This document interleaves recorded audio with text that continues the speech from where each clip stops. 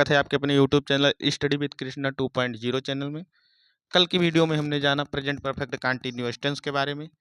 Present tense हमने पूरा समाप्त कर दिया है। अब इसके बाद बात करेंगे पास्ट टेंस की। सबसे पहले पास्ट टेंस में पास्ट इंडेफिनिट टेंस की, पास्ट इंडेफिनिट टेंस की, पास्ट इंडेफिनिट टेंस। सबसे पहले बात करेंगे इसकी पहचान की। पहचान जिन वाक्यों के अंत में जिन वाक्यों के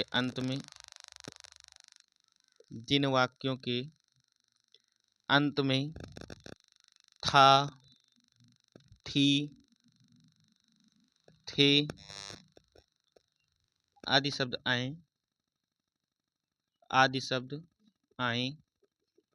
पास्ट इंडेफिनिट टेंस कहलाते हैं। अब सबसे पहले बात करेंगे अफर्मेटिव के नियम की। अफर्मेटिव के नियम की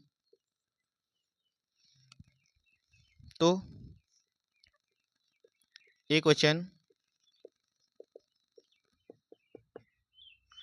वचनकर्ता के साथ एक वचनकर्ता तथा बहुवचनकर्ता दोनों के साथ एक ही नियम है। एक वचनकर्ता तथा बहुवचनकर्ता के साथ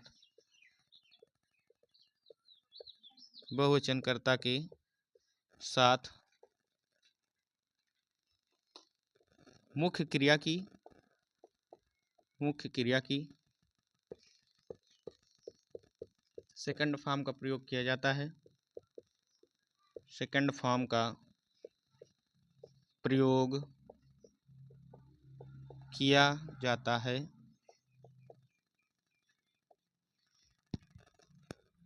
और बस इसमें यही नियम है। एक वचनकर्ता के साथ तथा बहुवचनकर्ता के साथ मुख्य क्रिया की सेकंड फॉर्म का प्रयोग किया जाता है। आइए समझते हैं उदाहरण के माध्यम से। जैसे राम स्कूल गया था। राम स्कूल गया था। Ram went to school. Ram went to school. आइए समझते हैं अफर्मेटिव के बाद निगेटिव सेंटेंस के बारे में। क्या समझे यार, मूड खराब है।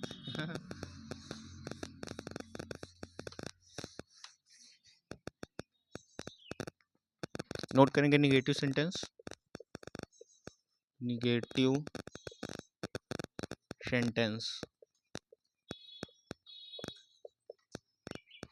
नियम है इसमें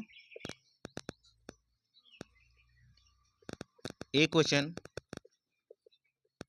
तथा बहुवचन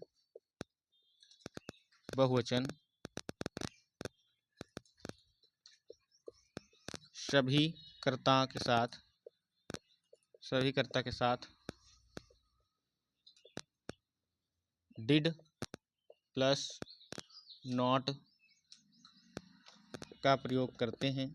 डिड प्लस नॉट का प्रयोग करते हैं।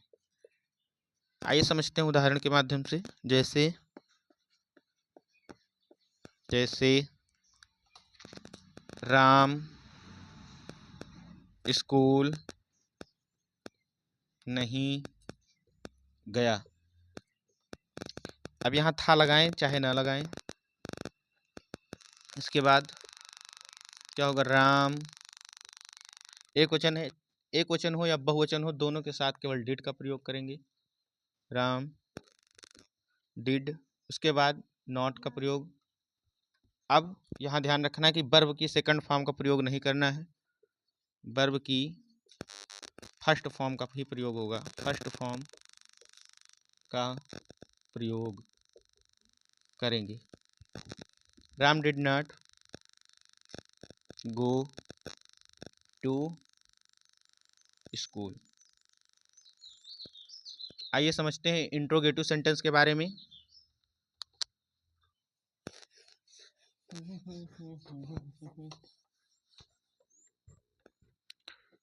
नोट करेंगे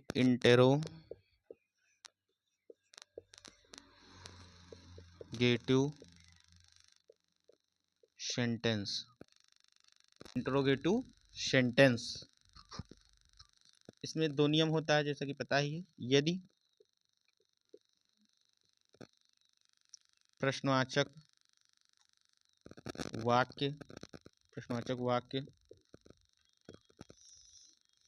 प्रश्नवाचक शब्द से ही शुरू हो, तब प्रश्नवाचक शब्द से ही शुरू हो। यदि प्रश्नवाचक वाक्य प्रश्नवाचक शब्द से ही शुरू हो तो सबसे पहले डिड का प्रयोग करेंगे, फिर सब्जेक्ट का। यदि वाक्य में नहीं भी है तो सब्जेक्ट के बाद नॉट का प्रयोग होगा, नॉट। इसके बाद वर्ब की फर्स्ट फॉर्म का प्रयोग होगा, फिर ऑब्जेक्ट का। समझते हैं उदाहरण के लिए। जैसे क्या राम विद्यालय नहीं गया? क्या राम विद्यालय नहीं गया? क्या होगा? सबसे पहले डिड, फिर सब्जेक्ट डिड राम, फिर नहीं भी है तब नॉट का प्रयोग, did Ram not go to school. आइए समझते हैं इंट्रोगेटिव सेंटेंस के दूसरे नियम के बारे में। आइए समझते हैं इंट्रोगेटिव सेंटेंस का दूसरा नियम। यदि प्रश्नवाचक शब्द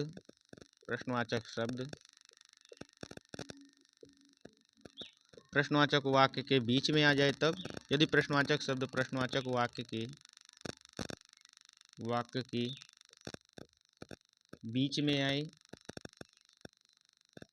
तो सबसे पहले प्रश्नवाचक शब्दों की अंग्रेजी, इसके बाद हेल्पिंग वर्ब डिड का प्रयोग करेंगे, फिर सब्जेक्ट का प्रयोग करेंगे। यदि वाक्य में नहीं भी है तो सब्जेक्ट के बाद नॉट का प्रयोग, फिर वर्ब की फर्स्ट फॉर्म का प्रयोग, इसके बाद ऑब्जेक्ट। नोट करते हैं उदाहरण इसका। राम ने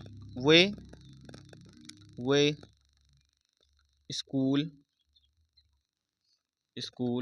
क्यों जा चुके थे? वे स्कूल क्यों जा चुके थे? प्रश्नवाचक शब्द वाक्य के बीच में आया है तो सबसे पहले प्रश्नवाचक शब्दों की अंग्रेजी लिखेंगे, व्हाई, फिर helping verb did, why did. इसके बाद सब्जेक्ट, व्हाई डिड दे, फिर नहीं भी है तो नॉट, नहीं तो है नहीं। इसके बाद फिर वर्ब की first form, they go to school. तो आज की वीडियो में हमने पास्ट इंडेफिनिट टेंस के बारे में जाना। कल बात करेंगे पास्ट कंटिन्यूअस टेंस के बारे में। तब तक के लिए धन्यवाद। मिलते हैं अगली क्लास में।